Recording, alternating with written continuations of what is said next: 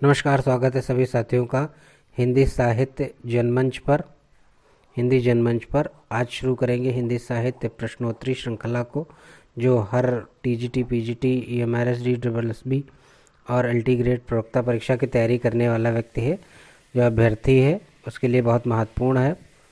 तो आइए शुरू करते हैं हिंदी साहित्य महत्वपूर्ण प्रश्नोत्तरी श्रृंखला को और देखते हैं इसमें। तो इसमें पहला प्रश्न जो है वो है कि रामचंद्र शुक्ल ने वीर गाथा काल को रामचंद्र शुक्ल का जो वीर गाथा काल है उसको आदिकाल किसने कहा? तो विकल्प हैं महाप्रसाद द्विवेदी, शांतिप्रिय द्विवेदी, हजारी प्रसाद द्विवेदी या गणपत चंद्र गुप्त। तो जानते ही हैं आदिकाल हजारी प्रसाद द्विवेदी ने कहा है, तो इसका सही उत्तर जो है पहले का सी हो जाएगा, हजारी प्रसाद द्विवेदी। चलिए बढ़ते हैं अगले प्रश्न की ओर और देखते हैं अगला प्रश्न कौन सा है। देखिए अगला प्रश्न है, रीतिकाल को अलंकृत काल किसने कहा? रीतिकाल को अलंकृत काल किसने कहा? कृष्णलाल ने कहा है, विश्वनाथ मिश्र ने कहा है, परशुराम चतुर्वेदी ने कहा है, मिश्र बंधु ने कहा है। तो इसका सही उत्तर जो हो जाएगा वो विकल्प संख्या डी, मिश्र बंधु ने कहा है। किसने कहा है? मिश्र बंधु ने ही रीतिकाल को अलंकृत काल कहा है। चलिए बढ़ते हैं अगले प्रश्न की ओर, देखते हैं अगला प्रश्न कौन सा है। डॉक्टर रामकुमार वर्मा ने हिंदी साहित्य का आरंभ कब से माना है? तो डॉक्टर रामकुमार वर्मा ने हिंदी साहित्य का आरंभ, 4 विकल्प हैं, 1000 ईस्वी, 700 ईस्वी, 1050, 693। तो सही उत्तर जो है इसमें विकल्प संख्या डी, 693 ईस्वी से माना है। इसको ध्यान दे लेंगे। डॉक्टर रामकुमार वर्मा ने हिंदी साहित्य का आरंभ 693 ईस्वी से माना है।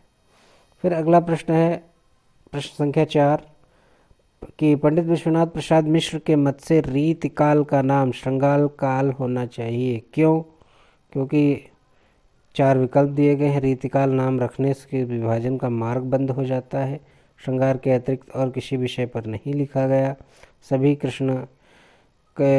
कवि कृष्ण राधा के माध्यम से श्रृंगार का वर्णन करते हैं। श्रृंगार और प्रेम रस ही रीतिकाल का मुख्य विषय है। तो देखिए इसमें जो है विकल्प संख्या ए, रीतिकाल नाम रखने से उसके विभाजन का मार्ग बंद हो जाता है, ये सही है। ये पंडित विश्वनाथ प्रसाद मिश्र का मत है। चलिए अगले प्रश्न पर बढ़ते हैं और देखते हैं प्रश्न संख्या 5। देखिए हिंदी साहित्य के इतिहास का काल विभाजन करते हुए आचार्य रामचंद्र शुक्ल ने प्रथम काल का नामकरण वीर गाथा काल किया।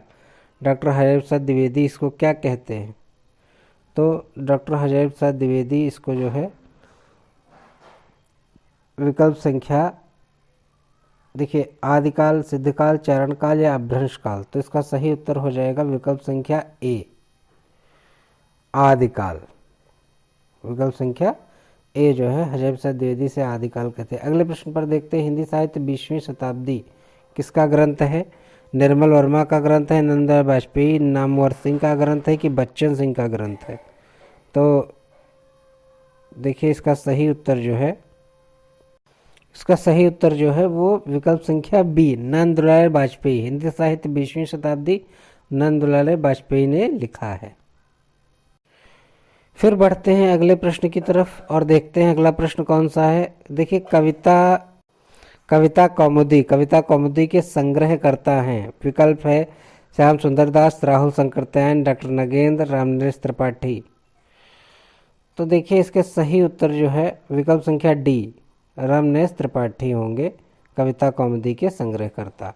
फिर अगला प्रश्न है कि मिश्र बंधुओं में शामिल कौन नहीं है? ये बहुत महत्वपूर्ण प्रश्न है, अक्सर पूछा जाता है। देखिए विकल्प हैं गणेश बिहारी, श्याम बिहारी, केशव बिहारी, सुखदेव बिहारी। तो इसमें जो है सी, केशव बिहारी मिश्र शामिल नहीं है, बाकी तीनों हैं। इसके अलावा कहीं कहीं प्रश्न जो पूछते हैं तो उसमें कृष्ण बिहारी मिश्र भी रख देते हैं, तो वो भी नहीं है। ठीक है, 3 नाम है, गणेश बिहारी, श्याम बिहारी। तो इसमें जो है गणेश बिहारी मिश्र, श्याम बिहारी मिश्र और सुखदेव बिहारी मिश्र रहेंगे। अगले प्रश्न की ओर बढ़ते हैं और देखते हैं कौन है। देखिए अगले प्रश्न की तरफ। मिश्र बंधुओं के अनुसार हिंदी का प्रथम गद्य लेखक किसे कहते हैं? तो सराहपा को कहते हैं, गोरखनाथ को कहते हैं, विद्यापति को कहते हैं, या अमीर खुसरो को कहते हैं? तो देखिए मिश्र बंधुओं के अनुसार हिंदी का जो प्रथम गद्य लेखक है उसमें उन्होंने जो है गोरखनाथ को माना है। मिश्र बंधुओं ने हिंदी का प्रथम गद्य लेखक गोरखनाथ को स्वीकार किया है। विकल्प संख्या बी ये जो है इसमें सही है। तो गोरखनाथ को माना है मिश्र बंधुओं ने। अगला प्रश्न है कि हिंदी साहित्य के इतिहास ग्रंथ की रचना निम्नलिखित में से सबसे पहले किसने की? आपके विकल्प हैं A George Grierson, B Shiv Singh Sengar, C Mishra Bandhu, या डी रामचंद्र शुक्ल। तो देखिए हिंदी साहित्य के इतिहास ग्रंथ की रचना सबसे पहले जो की थी वो शिव सिंह सेंगर ने की थी। शिव सिंह सेंगर ने की थी। और इनका ग्रंथ, ये भी महत्वपूर्ण प्रश्न पूछा जाता है। इसके अलावा अगर जो ये पूछे हिंदी साहित्य के इतिहास ग्रंथ की रचना सबसे पहले किसने की हिंदी साहित्य का इतिहास ग्रंथ नाम से, तो ये जो है शिव सिंह सेंगर का रहेगा। विकल्प संख्या बी जो है वो सही रहेगा। फिर अगला है भारतीय संस्कृत के मूल उपादानों का ऐतिहासिक विकास प्रस्तुत करने वाला प्रसिद्ध ग्रंथ। संस्कृत के 4 अध्याय अध्ययन लिखा है, 4 अध्याय होगा। तो इसमें देखिए विकल्प हैं ए रामविलास शर्मा, बी रामधारी सिंह दिनकर, सी जयशंकर प्रसाद, या डी शांतिप्रिय द्विवेदी। तो देखिए इसका सही उत्तर जो हो जाएगा वो विकल्प संख्या बी रामधारी सिंह दिनकर जी ने ही जो है संस्कृत के 4 अध्याय लिखा है। बहुत महत्वपूर्ण है, निबंध है तरीके से। फिर अगले प्रश्न की ओर बढ़ते हैं। प्रश्न संख्या 12 शिव सिंह सरोज का रचना काल क्या है? शिव सिंह सरोज का रचना काल क्या है? शिव सिंह सेंगर ने जो हिंदी साहित्य का इतिहास ग्रंथ लिखा है शिव सिंह सरोज, उसका रचना काल क्या है? 1883 ईस्वी, 1830 ईस्वी, 1836 ईस्वी, 1810 ईस्वी। तो 4 विकल्प हैं, इसमें से बताना है कि शिव सिंह सरोज का जो है रचना काल क्या है। तो विकल्प संख्या ए जो है 1883 ईस्वी ये सही रहेगा। फिर अगला प्रश्न है मिश्र बंधुओं ने परिवर्तन काल की समय सीमा क्या निर्धारित की है? मिश्र बंधुओं ने परिवर्तन काल की समय सीमा क्या निर्धारित की है? तो देखिए संवत विकल्प है संवत 1890 विक्रमी से संवत 1924 विक्रमी। विकल्प संख्या बी संवत 1791 विक्रमी से संवत 1889 विक्रमी, संवत 1890 से सन 1925 ईस्वी, या संवत 1791 सन 1889 ईस्वी। तो ये 4 विकल्प हैं, इसमें बताना है कि मिश्र बंधुओं ने परिवर्तन काल की समय सीमा क्या मानी है। तो सही उत्तर हो जाएगा विकल्प संख्या ए संवत 1890 विक्रम से संवत 1924 विक्रमी। महत्वपूर्ण प्रश्न है। संवत 1890 विक्रमी से संवत 1924 विक्रमी। विकल्प संख्या ए जो है इसका सही उत्तर होगा। फिर अगले प्रश्न की ओर बढ़ते हैं और देखते हैं अगला प्रश्न कौन सा है। कह रहे हैं निम्नलिखित में से किस रचनाकार ने अपना लेखन गद्य तक ही सीमित रखा? ठीक है, किस रचनाकार ने अपना लेखन जो है गद्य तक ही सीमित रखा? तो रामविलास शर्मा ने, रामचंद्र शुक्ल ने, प्रेमचंद ने, या नगेंद्र ने? तो सही उत्तर है सी प्रेमचंद ने।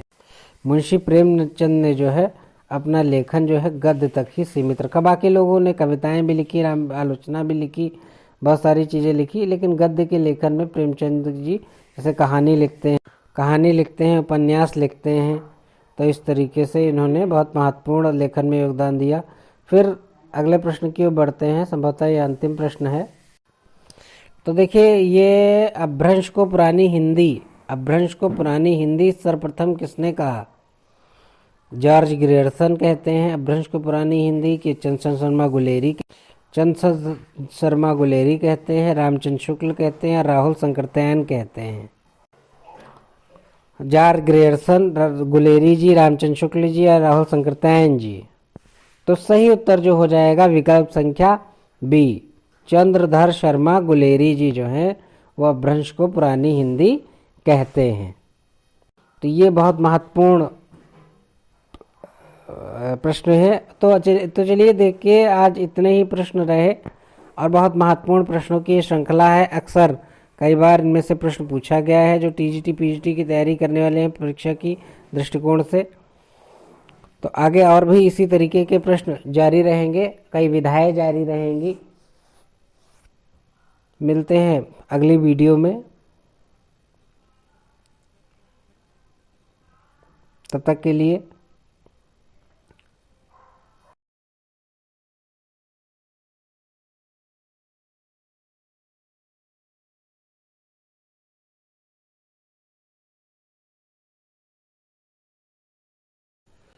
वीडियो आपको कैसा लगा हमें कमेंट बॉक्स में ज़रूर बताइए।